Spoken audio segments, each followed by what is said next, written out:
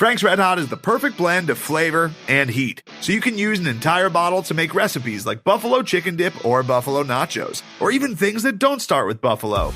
Frank's Red Hot, I put that on everything. Hey, Craig. It's on you, it's all on me. Can't you see? It's on you, it's all on me. You and me, can't you? It's on you, it's on me. Hey, Craig.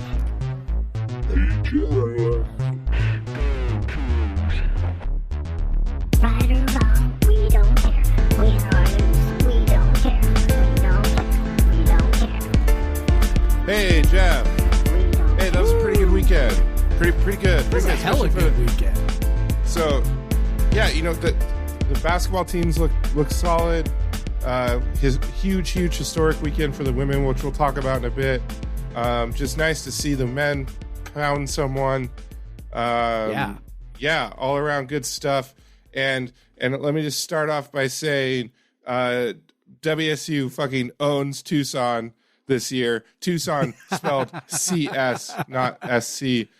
Tucson. That's right. That is 4 times WSU sports have visited, and that now the swimming or rowing or something like that may have done it, but just the major team sports, I'll say.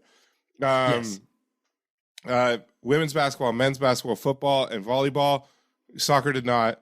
All went to Tucson. All won quite handily, actually. Yeah. So just WSU ownership, Tucson. It's on they have the deed now. It's in Bowler. That's just where it resides. And this is Podcast versus Everyone. I'm Craig Powers. With me, as usual. No, sorry, this is episode 187, Murder. With me, as usual, is Jeff Newser. Hey, if you have a podcast and you get to 187, you get to say that like every time. Yeah. Right? That's how it works. Them's the rule. That's why we pod, to get to 187. And man, if we get to 666, good Lord. Yeah. If we're still doing this at episode 666, I don't know, man. We will. I don't know how old. I haven't done. I was gonna say I haven't done the math on that. But we're gonna be. I don't know.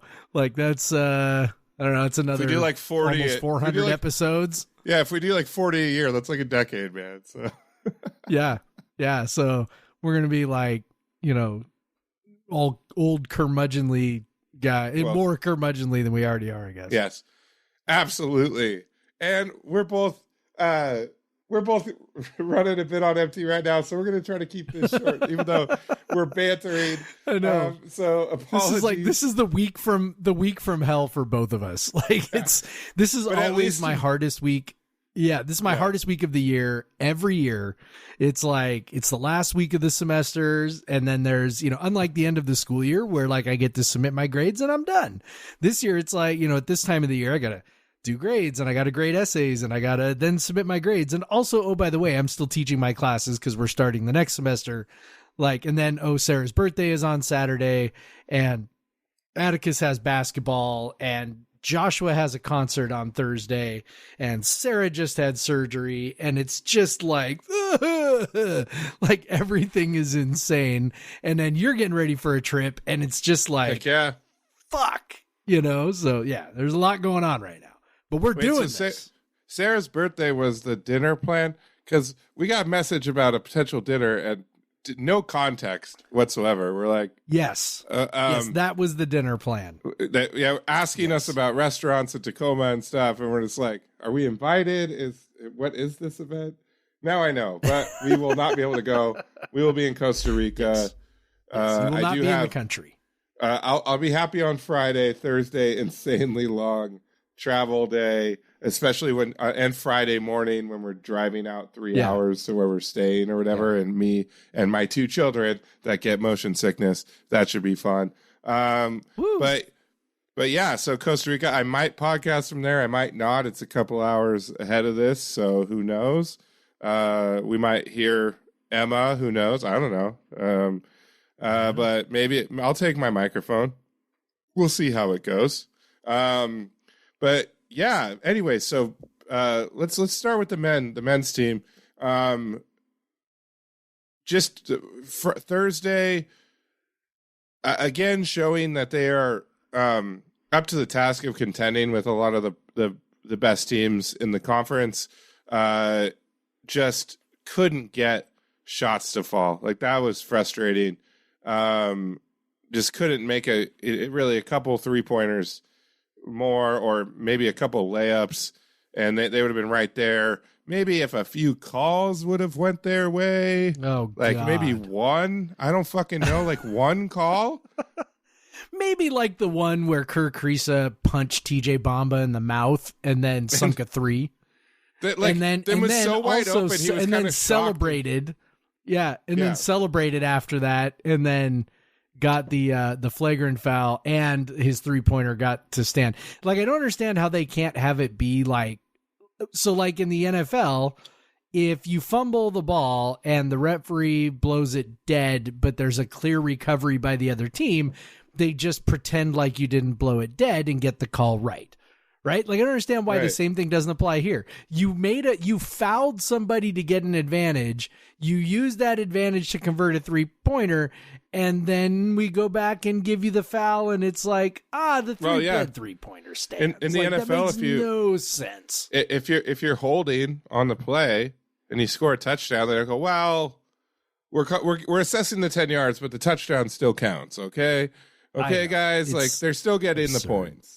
All right. Yeah. That wasn't the only thing in the game, right? Like, it was by far the most weirdly officiated game I've seen in some time. And sometimes I think, like, okay, am I just feeling this way because, you know, my team, whatever, my team's losing, etc. I think honestly, I don't always feel that way. I mean, even when the Arizona State game was, you know, kind of tight, I remember thinking, like, yeah, this is actually a pretty well officiated game. Like, they're doing fine, you know. But that Arizona game was just weird as fuck. Phantom calls, no calls. Dylan Darling calls, on like consecutive play shit. Getting knocked. Consecutive plays. Dylan Darling got knocked to the ground. There was one where Darling literally got shoved by Pella Larson, palm to the chest, extended arm. Darling falls over. And of course, we now have also reached the point where apparently we're not calling flops anymore. We have just, like, nobody apparently got that memo because I haven't seen a flop called in like 3 games. If that's not a foul, then that's a flop. Yeah, exactly. Right? So they don't call that. There was another one that was a flop. There was a charge on DJ where Kriisa was clearly leaning in to the right, and DJ gets a charge. There were a lot of those, and it was very frustrating. Wasn't even near DJ until DJ was already in the air. Like, that was nuts. That's the one rule they have to change. Like, I know college basketball is, like, loath to do anything like the NBA. They are very much like, oh, we don't want to be like the NBA. We want to have our own game. That's why they won't go to quarters, because they're a bunch of dorks. And they're like, that's why they were stressing out about the 30-second clock. Oh my God, it's so close to the NBA. Like, it's very stupid. So the NBA has this figured out. Like, you can't, once somebody sort of starts the upward motion, you cannot slide in front of them. Okay. In college, though, the player actually has to have left the ground for you to be unable to slide in front of them. So their momentum's already going in one direction, and then you can slide in front of them and draw a charge. Still do it. Right. Well, you can still slide in front, create this incredibly dangerous play, and somehow it becomes, it's just like, it's insane. College basketball has to fix that call. I want to say it was 8 years or so ago. College basketball did implement that, and they called it for, you know, as they do with many new rules, they called it for a few games in the non-conference and then just stopped calling it. So you were getting charges where guys were gathering, and if a guy wasn't set by the time that was happening, then, like, you were done. but then they just totally stopped calling it. Just the same with the flop rule, which I'm totally fine with, the stupidest fucking rule I've ever seen. Like they just to award a technical foul, which is different from other technical fouls. You get a free throw, and the refs are just so bad at calling it too. It was like haphazard, like just completely random. Like they were rolling die and being, okay, it's a 6, so we're calling a charge or whatever. So yeah, it's nuts. But anyway, so yeah, just, I think, I do think there was enough in that game, officiating wise, slanted towards Arizona, that it did make a difference in terms of it being like a 1 possession game at the end or something like that. I will say the absolute hilarious bad beat for anyone that bet the Arizona 5.5. So Arizona is up by 8, and with the ball, with 10 seconds left, if you have them, you're like, hell yeah. And then plus, they have a wide open dunk. Why can't I am it's Tubelis. Yeah, Tubelis. I'm sorry. I have wide open dunk. Running on no sleep. Tubelis, wide open dunk, misses a dude who doesn't ever miss around the rim. Like misses a dunk. That's like his calling card. Yeah. Like he should have just done an awkward 10-foot like push shot, like with like, and then it would have went in. But then the Cougs go right up the floor, get a 3 at the buzzer, basically, which of course the refs had to stop play to make sure that there was 0.3 seconds left on the clock in this 5-point game. Very necessary use of replay. Like they stopped the coaches from shaking hands. No, not yet. It was sort of the coup de grace, right? So that cuts the margin to 5. Anyone who bet 5.5 Arizona, you lose. Anyone who bet WSU, hell yeah, you get your money. Let's win. Go. Yeah. It's, that was, by the way, only the 4th 3 of the game that WSU made. They were 3 for 16 up until that point, which really, as you mentioned, was sort of the difference, right? I mean, it basically was that shooting and then Krisa hitting, I think he hit 5 threes, right? Where he, in the first game, only, I think, hit 1 or 2, something like that. Yeah. So, as much as we complained about the refs and everything else, I mean, to your original point, like, we make a few more of those open threes. If Krisa misses a couple of those contested threes, all of a sudden it's a different game. And, so we were right there. We were Arizona's, I said this on Twitter and I firmly believe it. I mean, look, we were Arizona's equal in every way in that game other than, whatever, the shooting, which felt like a bit of randomness more than anything else, which I think was, sort of proven with, the next game where they hit, 14 threes instead. So. Yeah. So yeah, if we move on to Arizona State, I swear Bobby Hurley did absolutely no scouting on WSU. Cause it has been proven at this point, if you push WSU off the line, they are going to struggle offensively. Like their players, their roster is geared towards guys who can catch and shoot. They do not have a lot of guys that can put pressure on the rim. And so if you push them off the line, make them uncomfortable, there's a good chance that they're going to have an off night offensively. Arizona State, for whatever reason, was more than happy to let WSU hoist 34 threes. Andre Yakumovsky went 5 of 10. I swear at least 9 of those were just wide open stand still threes. Like he could have had 30 in that game easily. Yeah. Powell 6 of 11. I'd say he made a couple dribble ones, but he had a lot of easy ones too. One of his easiest one, he like airballed, but that's just the life of that was early, Powell. Right? Early on, he had some pretty easy looks. And then it was like, okay, let's get the degree of difficulty up. And then all of a sudden, they finished 14 of 34. I think they started something like 1 of 9 from 3. Yeah. And so they just all of a sudden, it was middle of the second half or first half, they just started hitting. The twos were not there. Mo's been struggling offensively now for 3 straight games, just real bad. He was 2 of 9 for 11 points. 2 of 9 from 2. Did hit a 3, but 11 points. Not below 100 offensive rating again. But it was good. And then Bombo didn't have a good game. But then to see Powell and Yakumovsky be able to carry the offense, that was good. And that just shows why it's so important to have your full complement of guys.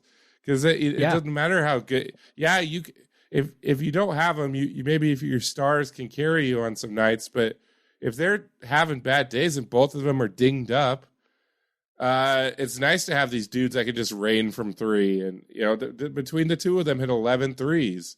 That's the difference in the game right there. 11 of WSU's 14 threes were from those guys because Bamba went 1 of 7. That hand injury is definitely bothering his jumper.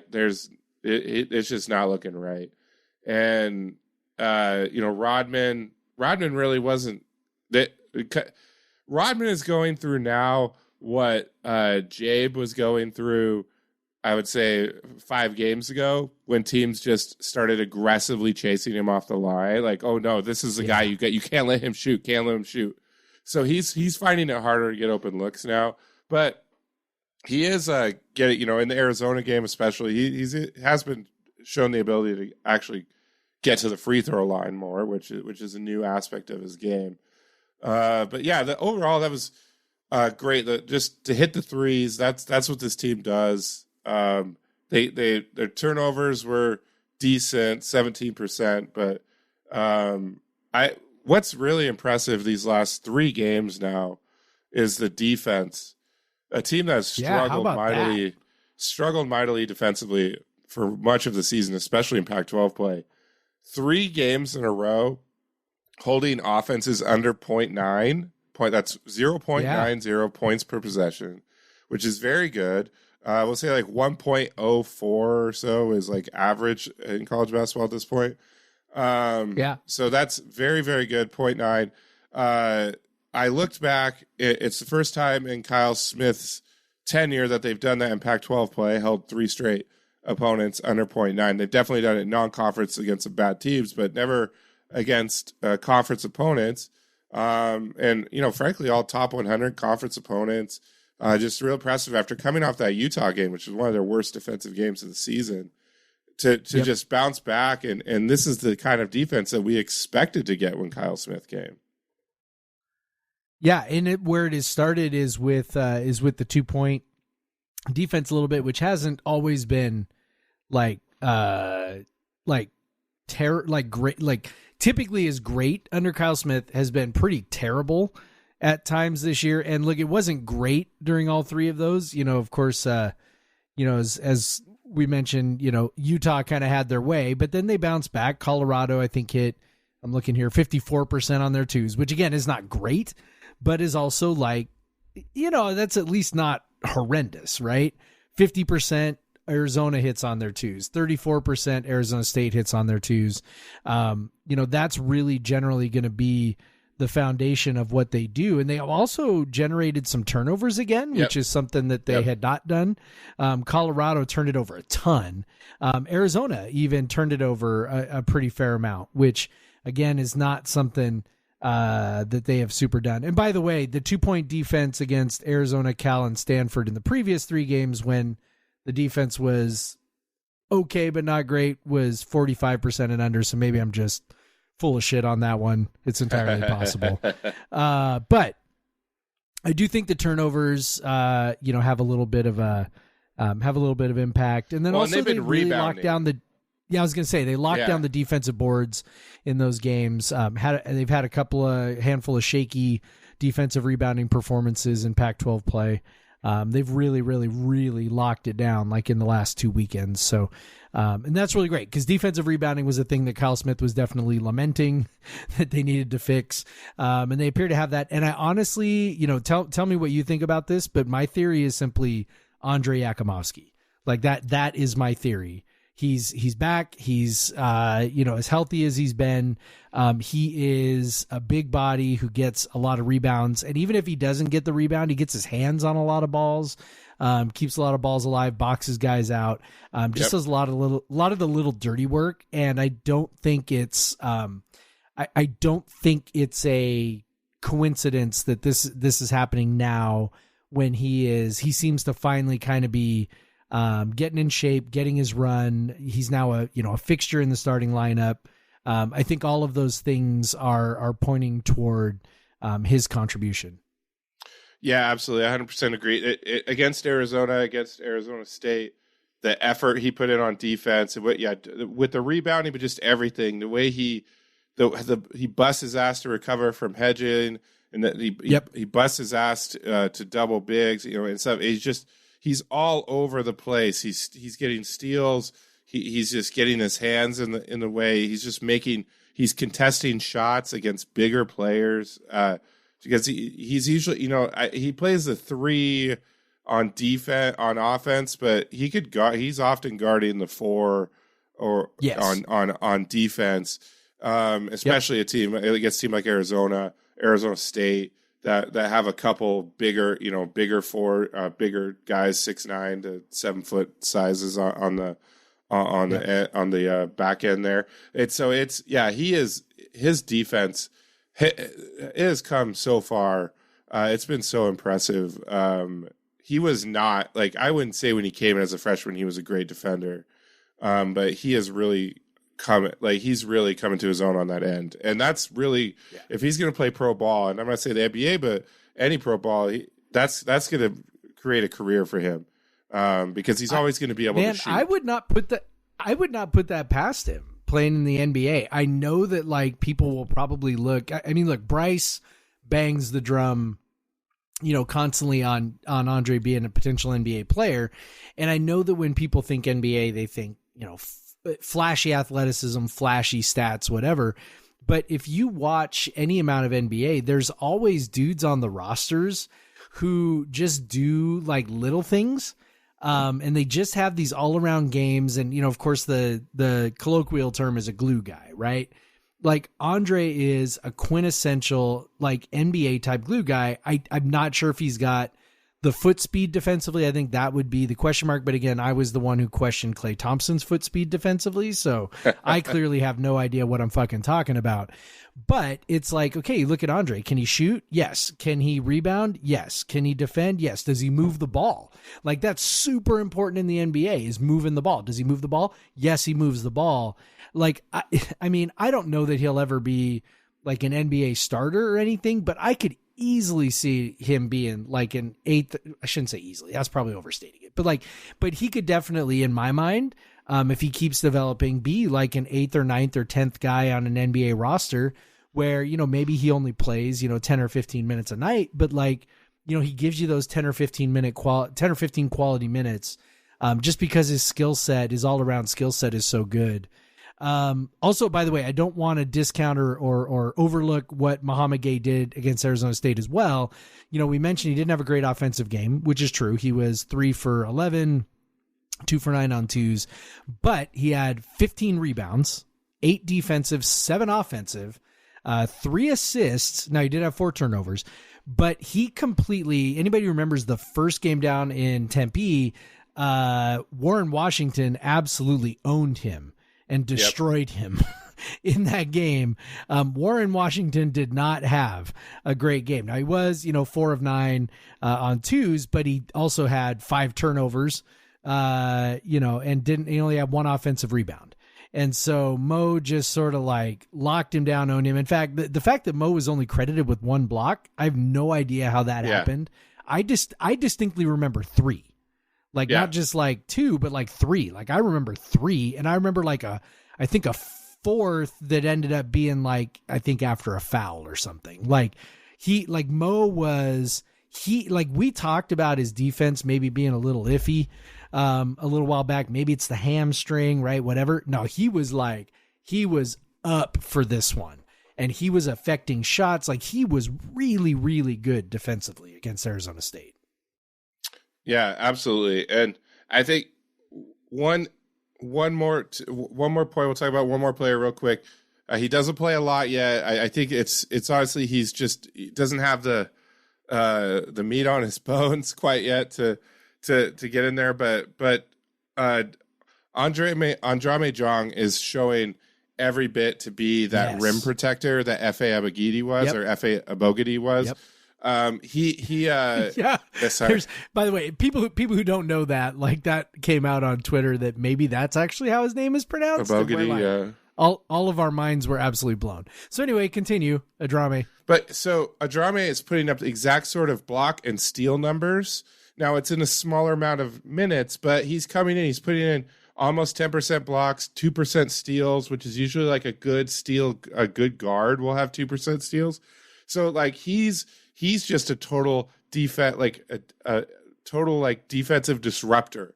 And he gets me excited about next season, what he can do.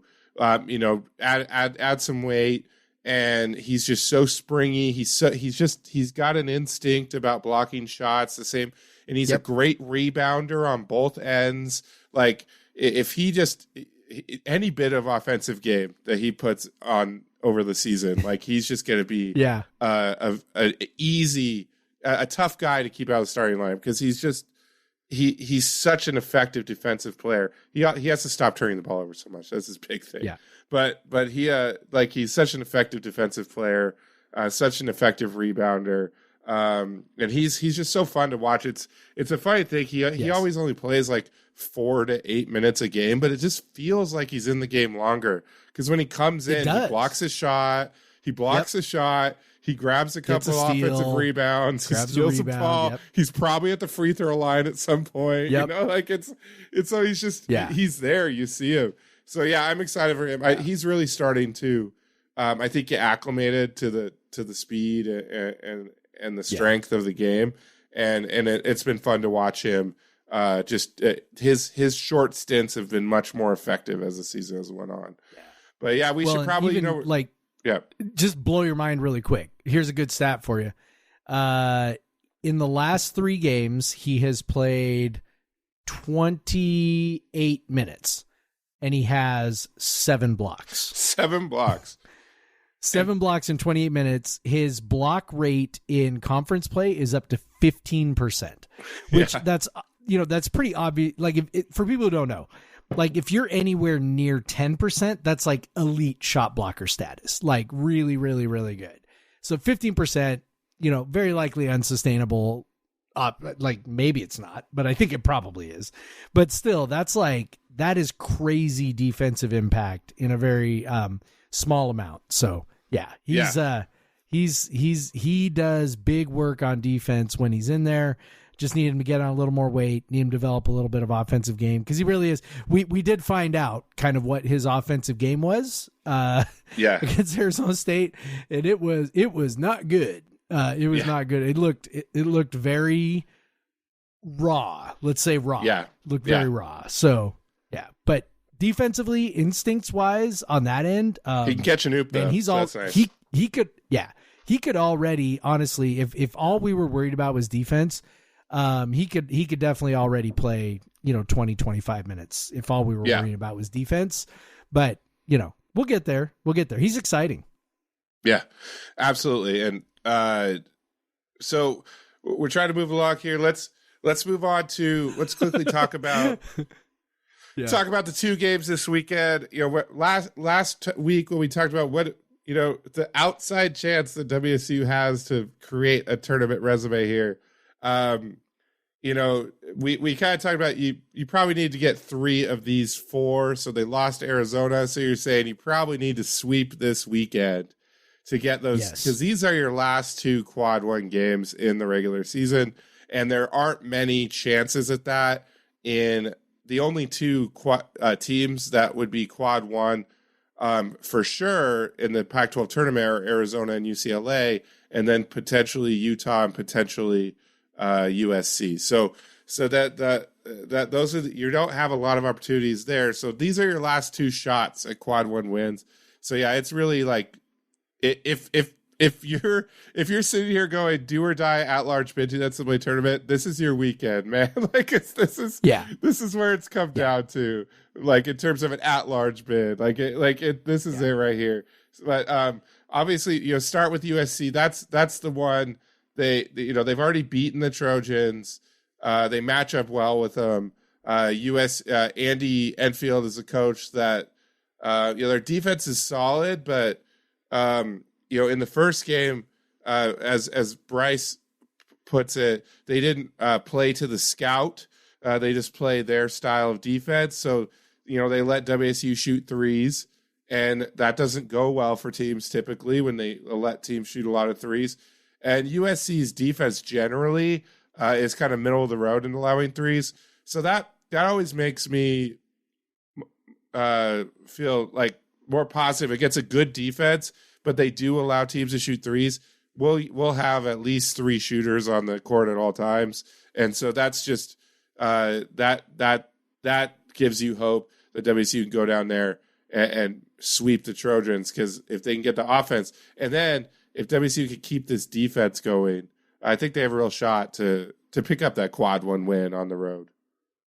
Yeah, USC is playing quite a bit better than when we played them, up at our place. Yeah, that's fair. They lost by 2. Right after that, they went the following week, lost by 2 on the road to UCLA, then beat Colorado at home, beat Utah at home, lost on the road to Arizona, beat Arizona State on the road, and then beat UCLA at home. So, and I watched that game against UCLA. That was, USC played really well, but they also, just hit a fuck ton of shots too. So, there's a little bit of that as well. I don't know. I think USC is playing better than they were. The last time we played them. Are they beatable? Yeah, they're beatable. But it's going to be very tough. It's going to be very tough. I think you're right. I think we do match up pretty well with them. And again, it's, if we can get them, that would definitely be a pretty major feather in our cap.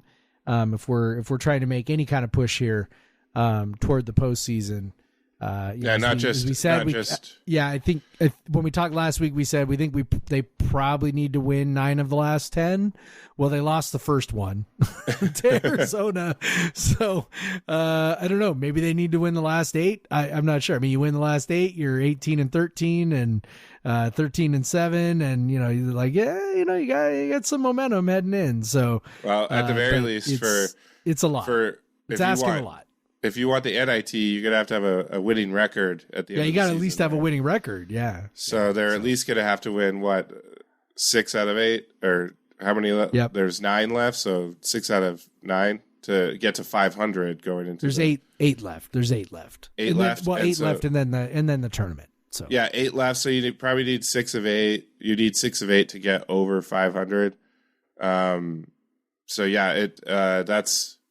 Yeah, this is where it starts. These are the 2 toughest games left on the schedule. UCLA, obviously, we should have fucking beat them in Pullman. Yep. That's going to be a tough one. We scored better in that game than I would have expected. UCLA's defense is really good. You could probably also say, well, UCLA maybe not playing so well lately, not playing as well as they've been, but they're still one of the best teams in the country. They hurt you on both ends.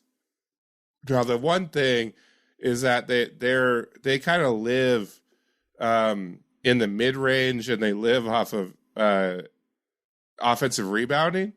So They're going to get their mid-range jumpers against WSU, because WSU is not going to give them the threes. But so WSU really need to lock down, at least mitigate their offensive rebounding, which WSU has gotten a lot better at. They were in the 140s in terms of offensive rebounding percentage just 2 weeks ago, and now they're in the top 100. So they've done a lot better on that. So, but yeah, and they're just WSU's gonna have to hit a lot of shots. We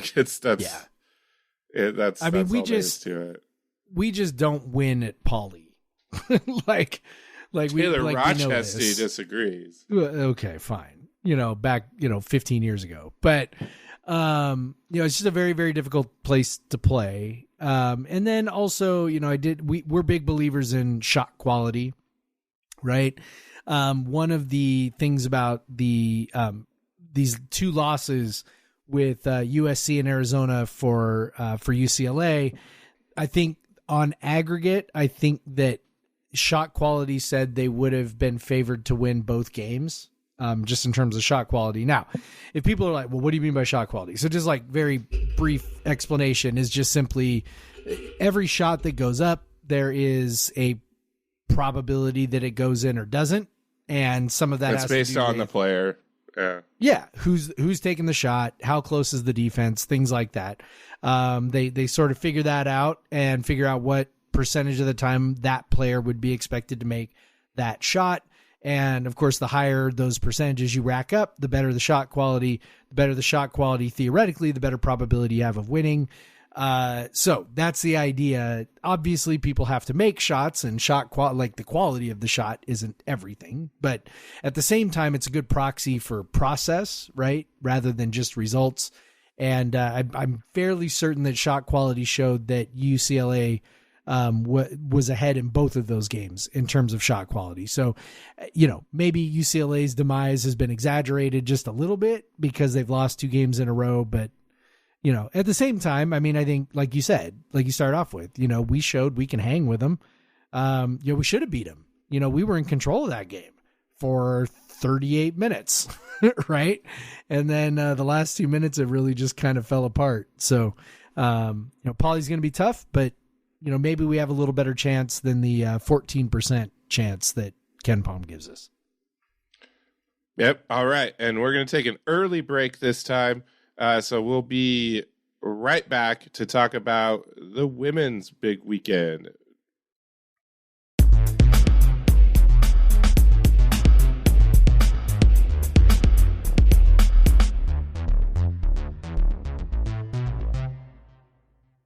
And we're back. First, let's briefly, Jeff, our beer time is cut down because we once again went over. So Jeff, we did pretty good. Pretty though. good. I just want to say good. We did. We shot for 30 minutes. We got 35. Pretty good. And here you are adding 15 seconds with that explanation. So Jeff, what are you drinking? All right, so Sarah and I went up to Seattle on Saturday to do some stuff, and we had to actually go up to Glassy Baby. Sarah loves her Glassy Babies. So we went up to Seattle, and on my way back, we stopped by Georgetown. I had a Georgetown beer last week, right? Had a Lucille, and so I stopped by Georgetown. I'm like, yeah, let's pick up some beer at Georgetown. So I got me a box of Bodhisattva, some ultra fresh Bodhisattva, canned on January 27th. And for those of you who are keeping track, today is January 31st. So I bought the box of Bodhi literally a day after it had been canned. So that was pretty cool. So I finished that, and now I'm on to a Rogers Pilsner because, Pilsner is always good. And I'm doing the Georgetown tour these last couple weeks. Very good. And beers that you can get at, I don't know about Rogers, but you definitely get Bodhi. Yeah, Rogers kind of hit miss. Costco. I've seen Rogers at Winco when I've gone to Winco. So, not hard to find. Yeah, you get it at Fred Meyer. I've definitely picked up some Rogers at Fred Meyer, but now they got Freem pills at Fred Meyer, so I usually go for that one. Ooh. Yeah, that's really good too. Yeah, so I am drinking. So I went over to the Beer Star and just grabbed I wanted a brewery I've not really ever heard of. It's called Vice Beer from Vancouver, Washington. As long as there aren't more than one breweries named that. But it's Vice Beer, brewery out of Vancouver, located in the Mill Plain Center for those people that are from there. That sounds like a strip mall, I assume. But that's best breweries all the time. So this beer is called Zach Morris's Trash, and I want to say it like Zach Morris's Trash, which I don't know if y'all remember a few years ago, these videos on the internet where this person's thesis was Zach Morris was a trash human, which I don't think anyone ever disputed. But I don't think so either. If you ever watched the show, but it was pretty funny how he just always every situation. Yeah, Zach Morris is a terrible person, but it's really the Zach Morris is trash. It was his little tagline. It was funny. So this beer is a West Coast IPA, which also attracted me to it, with Simcoe, Centennial, and Citra, classic hops there. It's solid beer. I'd hope for a little bit more resinous Resinousness. Flavor. I know. I was like, I don't think that's a word. But I think it is. I'm an English teacher, dude. You can trust me. There's a little. I would like a little bit more punch in a West Coast IPA, but it is solid. It's very drinkable. It's got a nice aroma. Good stuff. So Zach Morris is trash from Weiss Beer. It's good enough that I would try another beer from Weiss Beer. So very good. And then I also that's a pretty good endorsement, by the way. I also have an 8 from Holy Mountain, their 8th anniversary Hoppy Pilsner, which I got initially at the brewery, and then Amanda drank 3 out of 4 of them, and I was bummed because they're tasty. But they got some over at Beer Star, so now I'm on my second 4-pack from Beer Star. So I really like it, and I had to tell Amanda, look, you can have at most 2 from the last 4-pack. I was like, only 2, no more. I want at least 2 of these. All right, but yeah, so she drank my Modelo. So when the Cougs beat Arizona State on Saturday, I had no didn't Modelo. have a Modelo. Oh man, come on, babe. Man, come on. All right, so that's what we're drinking. But the Cougs gave me a lot of reason to have celebratory beers on Sunday. Kamie Ethridge's team went down, swept the Arizona schools for the first time since 2013, and picked up for the first time ever a second win on the road over a ranked team in a season. Incredible win.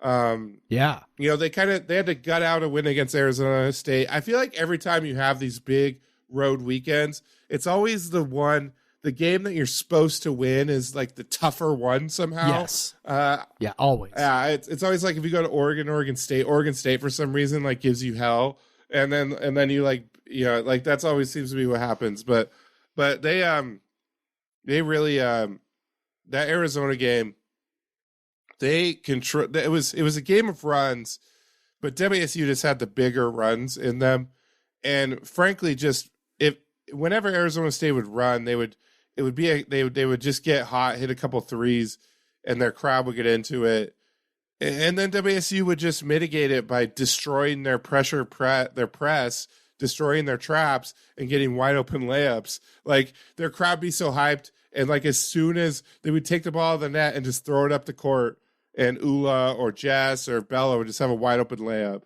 right after because they're so hyped with their crowd. So they're very good at stemming those. It ended up, they built a big lead right away in the third quarter, gave it right back. So it was close going into the fourth, but they just pulled away. And, what's the craziest thing is that Charlize Ledger-Walker scored 5 points, all from the free throw line. 2 of them were intentional foul free throws from when Bella got shoved. So she had basically 3 points that maybe she created at 0 of 13 from the floor. And the Cougs won quite easily, by 11 at Arizona.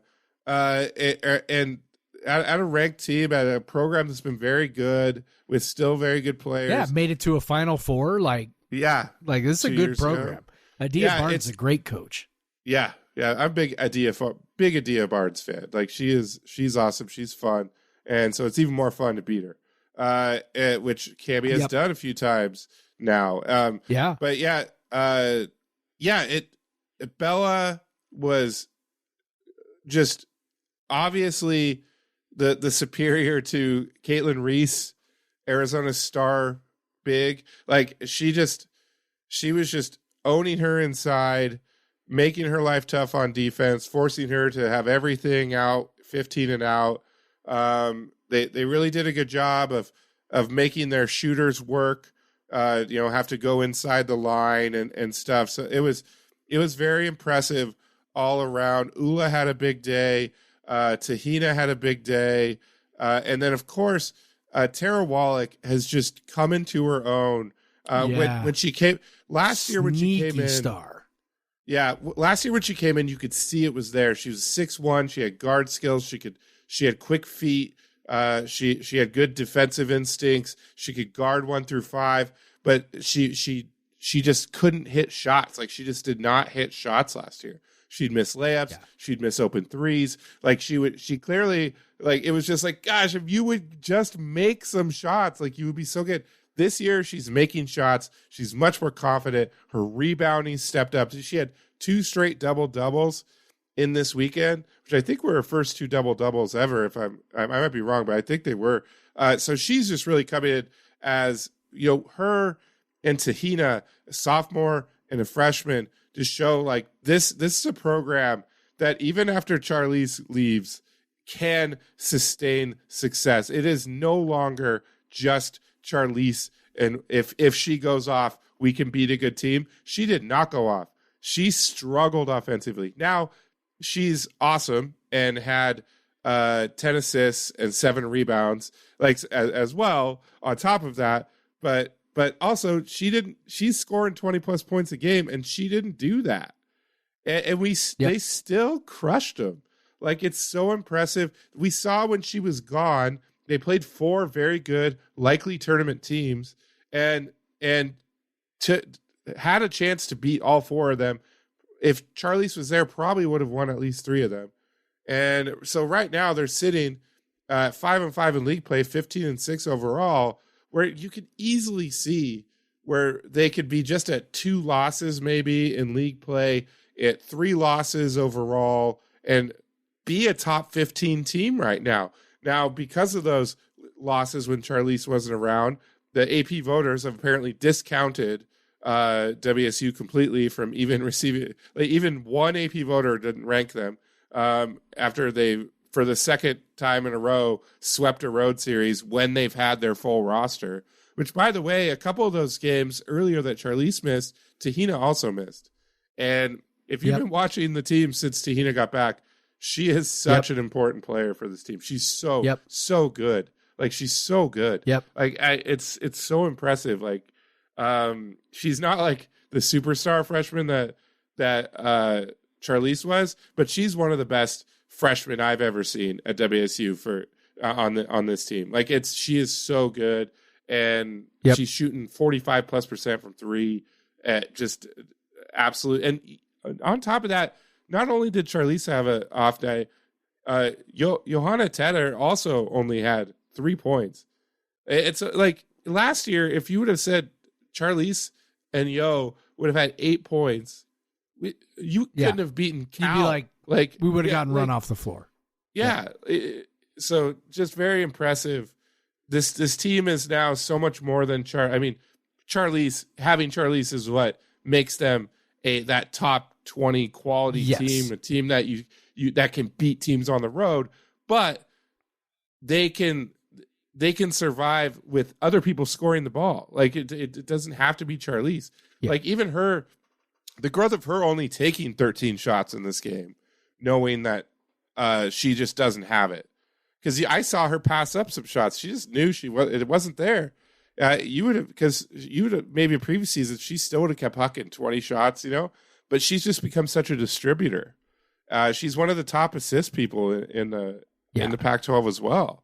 Like, she's just such a complete player at this point, so that even when, like, it's just, I'm excited about what this team could do down the stretch now that they have Tahina back, they have Charlize back, and because they are so damn good. Like, they are a lot better than they were the last 2 years, and they can finally show that. I mean, just these 2 road wins show that, but they can keep showing that. I mean, this is the best shot they have at Stanford coming up on Friday. Cal is a lot better than they have been, so they're tougher. But the Stanford they've lost to USC. They've been pushed by a lot of teams. This is their best shot with this roster they got going, with the level Charlize is playing, with the fact that if Stanford just focuses on Charlize as they have done in the past to shut her down, There's other players that can punish them for doing that now. So I'm not saying they could beat Stanford on Friday, but if they did, they can. They can. They've never. This is probably the best shot they've ever had. They have never beaten Stanford, ever. The offer against Stanford anywhere. So it'd be a big deal. And where are they at sitting right now in the tournament? Charlie Krieb has them as a 10 seed, as one of the last 4 buys. He, as I've said before, he tends to underestimate them. Now, I'd rather have them sit as a 10 seed than get moved to a 9 or an 8. But sure. I think I would be surprised if the committee views them as a 6 or a 7, because I think the committee is going to put a lot more value in those games that Charlize missed, considering what they've done when she's been on the floor. Yeah. Well, yeah, I hope so. All right, Jeff. Hang on. So what I would like, the thing that I find most amazing about this is that like WSU women's basketball has been so terrible, for so much of its history, almost all of its history, right? June Doherty brought the program up to some level of, I guess, feistiness, right? But not really seriously elevating it out of, the space that it occupied for 30 years, basically, which was at the bottom of the Pac-12 or Pac-10, year after year after year, right? And that's the thing that I find most incredible. 2 years ago when this run, all of a sudden we went, hey, we kind of got something here, right? It was easy to look at it and go, okay, well, she landed this one stud recruit, right? And she's incredible. Her sister also is here and she's pretty good. And it's like, but it was kind of like, okay, so we got this stud and kind of how she goes is how we go. And you kind of go, okay, well, I mean, that's great and it's awesome and super fun, but also like, it's the sort of thing that makes you wonder if it's sustainable. Right. And then you go through last year and it was, mostly more of the same. Not quite as dependent on Charlize, but still pretty dependent on her. Right. Well, then you get to this year and it's like, okay, so, Kamie is added pieces, right? And we came into this year and we thought, okay, Crystal, Charlize's sister, right? Crystal Ledger-Walker, she's leaving, you lose your point guard, how's that going to go? Are people going to actually kind of, step up? Are we going to whatever? And then it's like, the answer is yes, right? Like Kamie Ethridge has done something in Pullman that I frankly did not think was probably possible. Like just every piece of evidence we had up until this point was that it wasn't possible, that, that nobody was going to be able to actually build a winner. And the thing is not necessarily just that they're winning, because we know that they've won the last couple of years. It's what you said, like without Charlize, they are still a very good team and they played 4 really good opponents, really tough, without Charlize, and, really easily could have won a couple of those even without her. Yeah. Probably definitely would have won at least a couple of them with her. And then you saw, this past weekend, well, now you bring her back in. No, she didn't have a great weekend. She didn't play great against Arizona State. Didn't play great against Arizona, or at least didn't shoot great. Right. But like you mentioned, she had the 10 rebounds and the 7 assists and, against Arizona. And it's again, her, to coin another term that Bryce loves to use, her gravity, right? Like she just draws that attention. And now we have some other players who can step up, and to have 4 players in double figures and none of them be Charlize, and to win the game by double digits. It's the sort of thing that makes you go, holy shit, like this is sustainable. And, in women's basketball, I don't know how many people know this, but you can't turn pro early to go to the WNBA. They have a collective bargaining agreement that says you cannot come to the WNBA until you've been at your school for 4 years. Yep. And so Charlize like kind of has, really almost kind of two options for next year. Maybe she wants to go back to New Zealand and start her pro career back there. Her sister, I think, is playing pro in New Zealand. Yep. So, she could do that, or she could stick in Pullman for another year.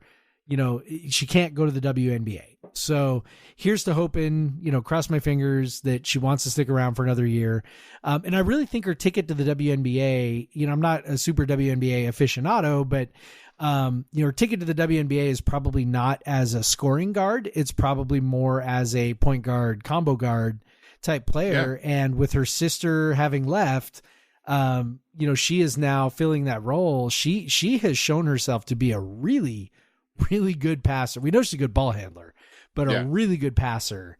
And I think that, she's incredible. She draws so much attention, and her teammates actually being able to be like, yeah, you had a bad game.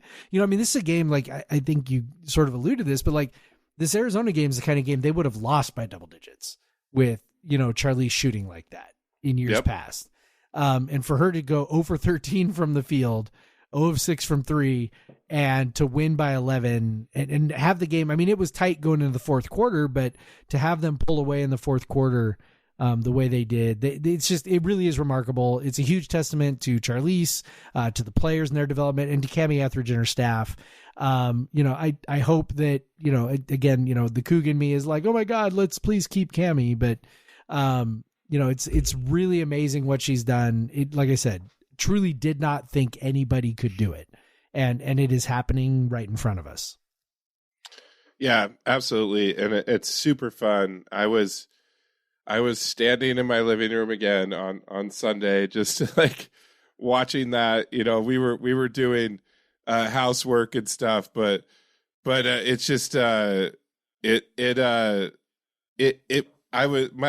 think my wife Amanda could tell, like, Craig's locked in, like, fine. Yeah. Like, he's not going to do anything for the next hour or so. Like, it's just like, I'm pacing in front of the TV. Like, come on. We got to get this. Like, we got to get this. Yep. And so I'm kind of about, be out of the country. Hopefully I could find some way to follow the games this weekend and all that. But it's an exciting time. And it's just, you couldn't, you were like, are they going to get better this year? Like, with Charlize, you think they're at least going to be a bubble team, but they've definitely gotten better. And this end of the season, I think, is going to be fun. And I wouldn't surprise to see them get, play themselves into like the 6 line or the 7 line, and just get, and then maybe have like a more legitimate path to a Sweet 16, or even just getting a win in the NCAA tournament would be amazing. So, that would be the thing that I'd be like, something the program is still not done. So we get that. But yeah. So Jeff, we wanted 45 minutes. It's under an hour. You guys, still pretty good for us. Subscribe and rate us 5 stars. All that. Keep in mind, everything may be changing soon. We don't know. SB Nation is very unclear about it. But we're just going to keep going. And then you can follow me at the Craig Powers on Twitter, Jeff at Pod versus Everyone, Craig W. Powers on Instagram, Jeff at NewsCoug on Instagram, all that fun stuff. And Jeff, under an hour, I say, go fucking Cougs. Go fucking Cougs, Craig. Black Lives Matter. Black Lives Matter. Get vaccinated still. Still.